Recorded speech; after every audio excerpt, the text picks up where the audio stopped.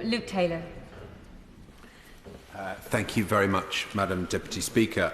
My very first contribution in this place was to raise the issue of the infected blood scandal and the impact on siblings in a question, as it had been raised to me directly whilst canvassing during the general election campaign. And I'm glad that we have the opportunity now to raise those issues again in this debate. We on the Liberal Democrat benches absolutely welcome the opportunity to recognise the victims of this historic failure.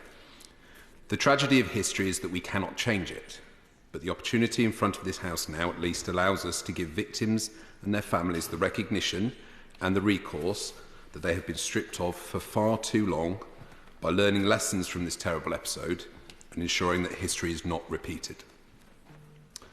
The administration of high-risk blood transfusions on vulnerable children and adults, carried out by the very medical professionals their families trusted, stands out as one of the most shocking miscarriages of justice in healthcare in our lifetimes.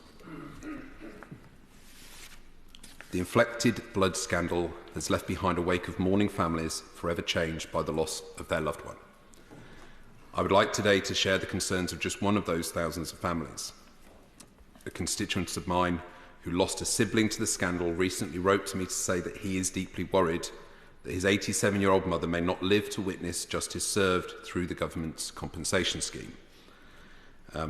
As the Honourable Member for Bournemouth West has just mentioned, I strongly urge the government to go further in the scheme to include the families and siblings of victims who are currently excluded from support because they were over the age of 18 or did not act as carers for victims.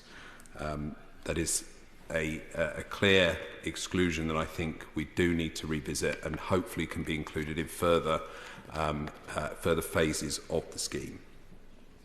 Now, no amount of money can ever make up for the grief, but it is our responsibility in this chamber to make sure that the British state recognises and begins to tackle historical injustices like this one with a comprehensive scheme.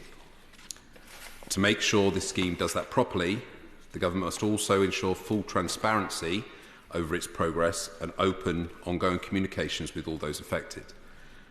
Further administrative delays will undermine this vital work. This cannot happen, and I am reassured to hear about the work being done to expedite the claims and also to hear the dates for the opening and the first phase of the scheme to be conducted. The scheme is not just a financial obligation, it's a moral imperative. We owe it to the victims and their families to act decisively and transparently. Justice cannot be delayed.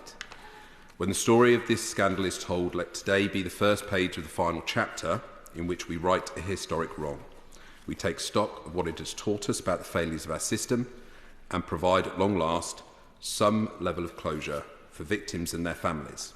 I do thank the Minister again for his work on this issue and encourage him to continue to refine and develop the scheme to ensure that no one affected or infected are left out or left waiting for justice.